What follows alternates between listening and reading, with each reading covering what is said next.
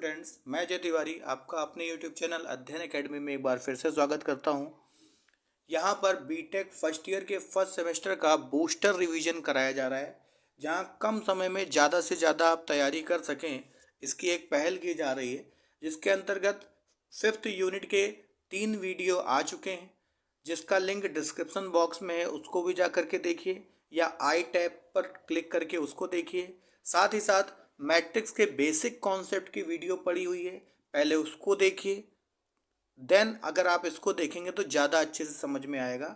ये यहाँ पर आपको फर्स्ट यूनिट मैट्रिसेस का एक क्वेश्चन कराया जा रहा है, एक कॉन्सेप्ट समझाया जा रहा है आइगन वैल्यूज और आइगन वेक्टर्स का। मोस्ट इंपॉर्टेंट है, ये क्वेश्चन आता ही आता है इस टाइप का। तो आइए देखते हैं इसको कैसे करेंगे। तो बेटा इसके लिए सबसे पहले एक करेक्टरिस्टिक इक्वेशन लेकर के आते हैं। Characteristic equation,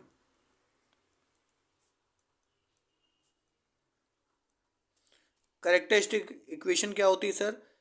lambda mod A minus lambda I equal 0 होता है। ठीक है, तो अब हम लोग क्या करेंगे, जब ए जहाँ पर आई क्या होता है सर, तो आई होती है आइडेंटिटी मैट्रिक्स। आई यहाँ पर क्या होगी, तो आई होगी आइडेंटिटी मैट्रिक्स। आइडेंटिटी मैट्रिक्स होती है सर। इसका ऑर्डर क्या होता है आइडेंटिटी मैट्रिक्स का? जो मेन मैट्रिक्स होगी वही उसी का ऑर्डर ही आइडेंटिटी मैट्रिक्स का ऑर्डर होगा। जैसे इसका 3x3 ऑर्डर की ये मैट्रिक्स है, तो आइडेंटिटी भी होगी 1 0 0 0 1 0 और 0 0 1। ठीक है, तो अगर बेटा इसमें लैम्डा का मल्टीप्लाई कराएंगे तो ये पूरा क्या हो जाएगा, जो भी डायगोनल में एलिमेंट है वो लैम्डा हो जाएंगे। तो ए माइनस लैम्डा आई में डायरेक्ट आप ध्यान रखिए कि जो भी आप डिटर्मिनेंट लिखने जा रहे हैं उसमें ए के डायगोनल में आप लैम्डा माइनस कर दें, काम खत्म। तो -2 माइनस लैम्डा, भाई -2 ए है ही है, माइनस लैम्डा लगा दिया।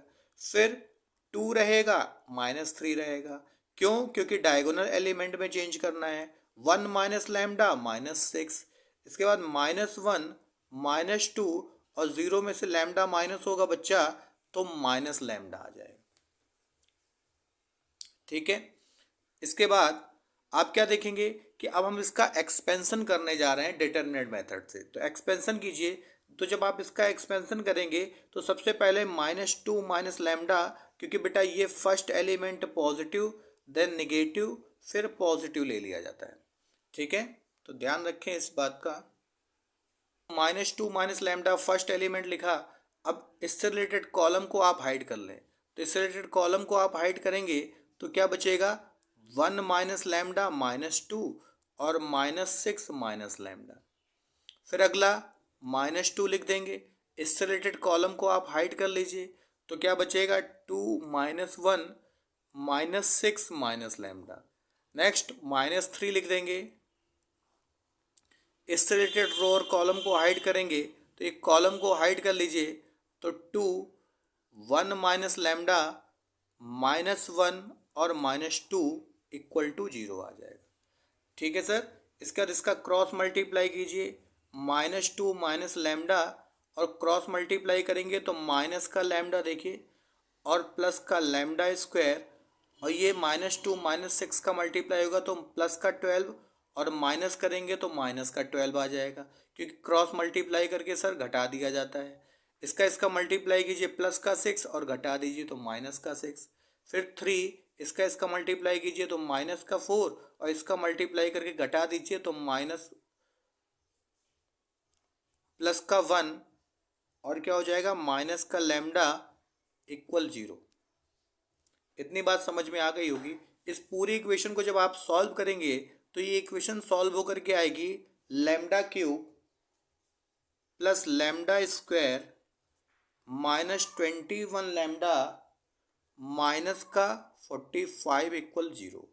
अब बेटा अगर क्वाड्रेटिक इक्वेशन होती है तो आप आराम से उसका फैक्टर कर लेते हैं, लेकिन जैसे ही 2 पावर से मोर देन पावर की कोई भी इक्वेशन होगी तो वहाँ हिट एंड ट्रायल मेथड लगाते हैं, अपनी तरफ से सारी वैल्यू अलग अलग पुट करके देखते हैं। तो मैं ऑलरेडी इसको चेक कर चुका हूँ। आप 1 2 -2 इस टाइप से रख करके देखेंगे तो जिस पर ये 0 आ जाएगी उसी का एक फैक्टर आप कंसिडर कर लेंगे। तो हमने पहले ही से ध्यान रखा हुआ है, इसको सॉल्व किया तो लैम्डा इक्वल -3 रखने पर बेटा ये क्या हो जा रहा है, सेटिस्फाई हो जा रहा है ना। लैम्डा इक्वल -3 रख करके देख लीजिए तो आ जाएगा -27, क्योंकि -3 का जो स्क्वायर क्यूब होगा वो -27 होगा -3 का। फिर -3 का स्क्वायर +9 हो जाएगा। -3 से बेटा मल्टीप्लाई करेंगे तो +63 हो जाएगा, और -45 दिया हुआ है।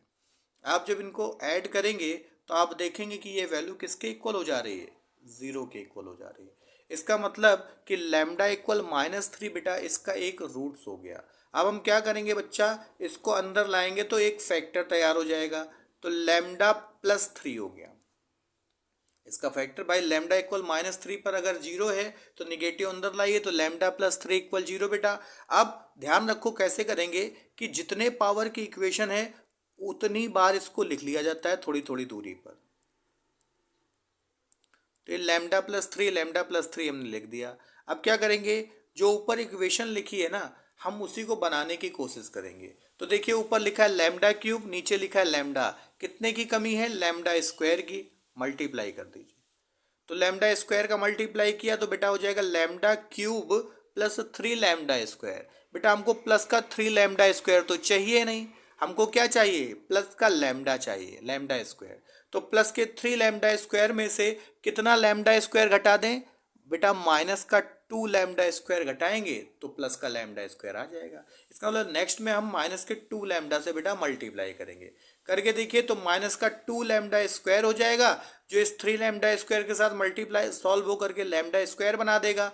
फिर यहाँ पर बेटा मल्टीप्लाई करेंगे जब, तो माइनस का 6 लैम्डा बन जाएगा। लेकिन बच्चा 6 लैम्डा तो चाहिए नहीं, हमको कितना चाहिए, 21 लैम्डा चाहिए, है ना। तो 6 लैम्डा में माइनस का 21 लैम्डा बनाने के लिए क्या कर दे सर, माइनस के 15 से मल्टीप्लाई कर दीजिए।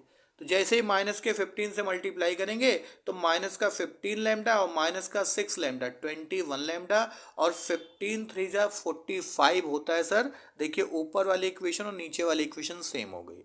अब आप यहाँ से लैम्डा +3 कॉमन कीजिए, अंदर आ जाएगा लैम्डा स्क्वायर -2 लैम्डा माइनस का 15 इक्वल 0, जो कि क्वाड्रेटिक इक्वेशन है। आप आराम से इसको सॉल्व कर सकते हैं। क्या होगा, 5 होता है, तो इसका मतलब इसका जो फैक्टर आएगा वो आएगा कितना, लैम्डा +3 और लैम्डा -5। भाई क्वाड्रेटिक इक्वेशन का आप फैक्टर करना जानते हैं, खुद से कर लीजिएगा। तो यहाँ पर इसकी जो वैल्यू होगी, जो लैम्डा की वैल्यूज होती हैं वही आपकी आइगन्स वैल्यूज होती हैं या आइगन रूट्स होते हैं। तो रिक्वायर्ड आइगन वैल्यूज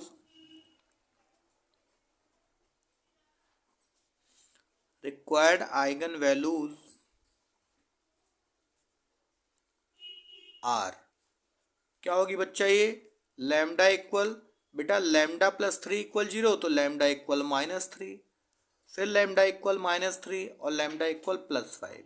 ये हमारी आइगन वैल्यूज हो गई। इसी को आप आइगन रूट्स भी बोलते हैं, या करेक्टरिस्टिक रूट्स या करेक्टरिस्टिक्स वैल्यूज बोलते हैं। अब इसके करस्पॉन्डिंग जो वेक्टर्स निकाले जाएंगे सर, उन्हीं को आप आइगन वेक्टर्स बोलेंगे। तो फॉर आइगन वेक्टर्स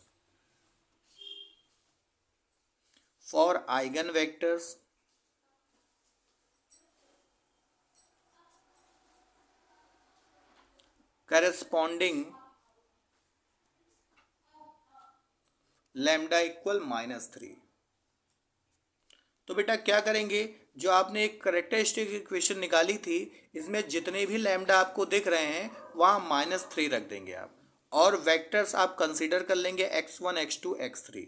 तो बेटा यहाँ पर हम वैल्यू रख दें,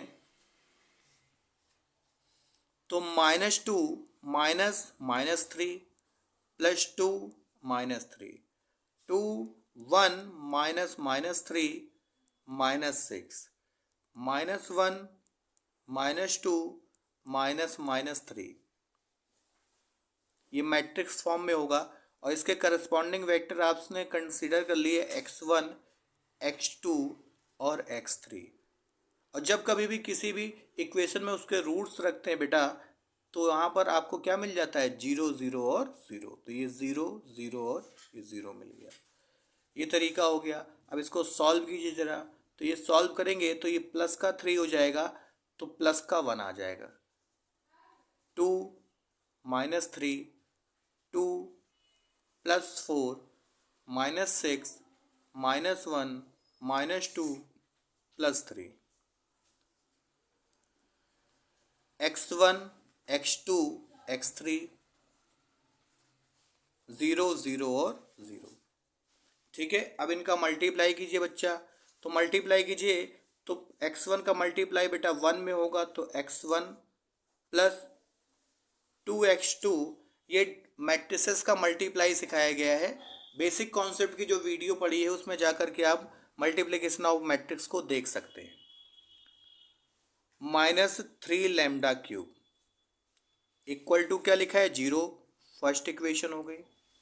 इसके बाद दूसरे से मल्टीप्लाई कराइए तो 2x1 plus 4x2 minus 6x3 equal 0, equation B हो गई।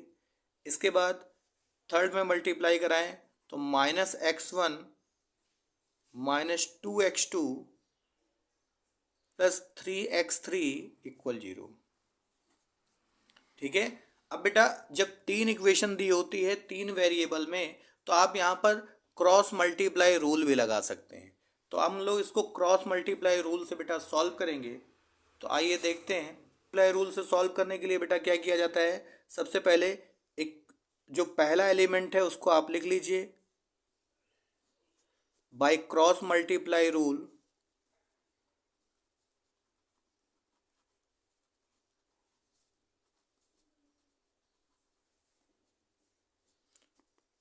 x1 लिख लिया बेटा। अब x1 से रिलेटेड कॉफिशिएंट को आप हाइड कर लीजिए। ठीक है, जो लिखे हुए कॉफिशिएंट उनको लिख लीजिए। किसी दो इक्वेशन में आप ले सकते हैं, कोई भी दो इक्वेशन ले लें, इक्वेशन ए और इक्वेशन बी ले सकते हैं, इससे डायरेक्ट वैल्यू आ जाती है।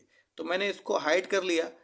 ऊपर के दो इक्वेशन में आपको क्या दिख रहा है, 2 दिखाई दे रहा है और उसके नीचे 4, इसके बाद -3, इसके बाद 6।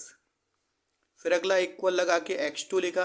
अब x2 लिखा तो x2 से रिलेटेड कॉफिशिएंट को हाइड कर लीजिए। खाली a और b में देखिएगा, तीन इक्वेशन नहीं, खाली a और b में, इस वाले इक्वेशन को नहीं कंसिडर करेंगे। तो इसमें अगर आप इसको हाइड करेंगे तो ये -3 -6 देन 1 और 2, मतलब प्रोग्रेसिव ऑर्डर में आप इसके कॉफिशिएंट लेंगे। मतलब x1 लिया तो आपने x2 और x3 के कॉफिशिएंट ले लिए। फिर जब x2 लिया तो पहले x3 के कॉफिशिएंट लेंगे क्योंकि 2 के बाद 3 आता है, देन x1 के कॉफिशिएंट लेंगे। इसी तरीके से जब आप x3 लेंगे तो x3 के कॉफिशिएंट को हाइड कर लेंगे और x1 के कॉफिशिएंट पहले ले लेंगे और x2 के बाद में ले लेंगे। ठीक, क्रॉस मल्टीप्लाई कीजिए इसको। तो बेटा इसको मल्टीप्लाई करके लिखिए तो आप देखेंगे इसका इसमें मल्टीप्लाई किया तो 12 और इसका इसमें मल्टीप्लाई किया तो 12 और माइनस किया जाता है तो प्लस का 12 हो जाएगा। इसका इसमें मल्टीप्लाई कर दिया तो बेटा -6, इसका इसमें मल्टीप्लाई कर दिया तो -6 और क्योंकि प्लस किया जाता है तो ये +6 हो जाएगा। इसी तरीके से इसका इसमें मल्टीप्लाई कर देंगे तो 4, इसका इसमें मल्टीप्लाई कर देंगे तो फिर से 4 और माइनस किया जाता है तो ये -4 हो गया। ठीक, तो ये x1 ये क्या आ जाएगा बेटा +24, x2 ये बेटा 0, x3 ये भी 0। अब यहाँ पर हम एक एक कांस्टेंट लेट कर लेंगे ताकि इसकी वैल्यू आ जाए। तो x1 इक्वल आ गया 24k1, x2 इक्वल क्या आ गया 0 और x3 इक्वल क्या आ गया, वो भी 0 आ गया। ठीक है ना। तो required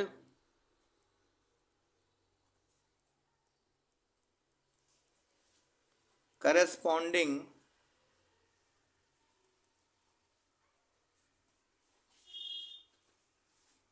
eigen values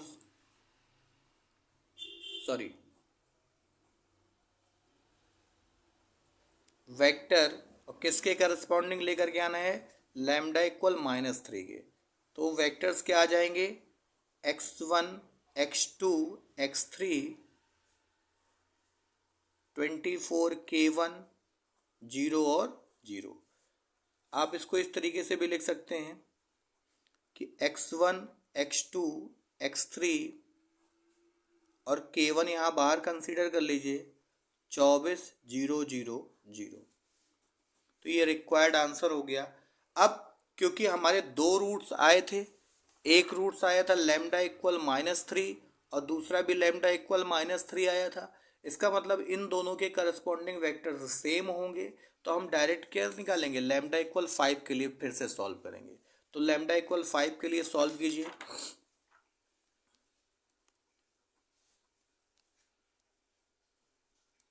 now eigen vectors for lambda equal +5। फिर से वही बेटा कि जो आपकी करेक्टरिस्टिक इक्वेशन थी उसमें लैम्डा की जगह -5 रख दीजिए, सॉरी +5। तो देखिए ये इक्वेशन है, अब यहाँ +5 रखेंगे तो ये क्या आ जाएगा, देखिए अब यहाँ पर लैम्डा की जगह जब +5 रखेंगे तो -2 और +5, फिर 2 -3 2 यहाँ +5 रख दें, फिर -6, फिर -1 -2 और फिर से यहाँ +5 रखें तो ये -5 हो गया। x1 x2 x3 ये वेक्टर्स कंसीडर कर लिए, RHS में 0 0 और 0 चलेगा, इनका मल्टीप्लाई कर दीजिए। तो देखिए ये आएगा -7 हो जाएगा बेटा, -7 2 -3 2 -4 -6 -1 -2 -5, x1 x2 x3 0 0 और 0।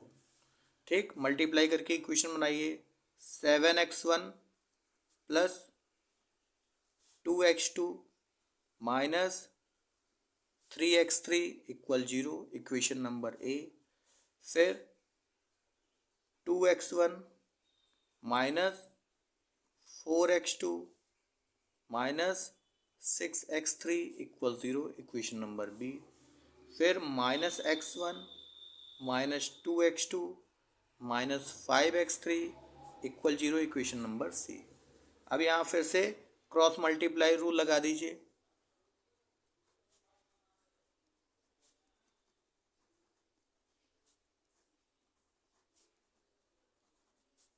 किस में लगाना है, फिर से इक्वेशन नंबर ए और इक्वेशन नंबर बी में लगा दीजिए।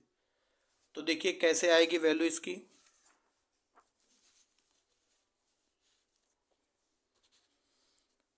इस ए और बी इक्वेशन पर हम ध्यान देंगे पूरी तरीके से। x1 लिखा बेटा, x1, अब x1 के कॉफिशियंट्स नहीं लिखेंगे, 2 -4 -3 और 6। फिर x2 लिखेंगे, अब x2 के कॉफिशियंट नहीं लिखेंगे लेकिन पहले x3 के लिखेंगे। तो -3 क्योंकि x2 के बाद x3 आता है, तो -3 -6 देन -7 +2। फिर x3, इसके बाद -7 क्योंकि x3 के कोफिशिएंट हाइड करेंगे, +2 2 और -4। इनको सॉल्व करें तो x1 क्रॉस मल्टीप्लाई करके ऐड करें तो ये हो जाएगा बेटा प्लस का 12, और ये माइनस का मल्टीप्लाई करेंगे तो माइनस प्लस का 12 और माइनस करेंगे तो ये माइनस का 12 हो जाएगा। x2 इनका मल्टीप्लाई करें तो माइनस का 6 और ये मल्टीप्लाई होगा तो 7 6 जा 24 और फिर इसको माइनस कर देंगे। x3 इनका मल्टीप्लाई करें 28 और ये हो जाएगा बेटा 4, माइनस कर देंगे। x1 बेटा ये 0 हो गया, x3 ये 48 हो गया निगेटिव में, सॉरी x2, और x3 ये हो जाएगा कितना 24। ठीक है, इसमें डिवाइड कर दीजिए, किसका डिवाइड हो रहा है,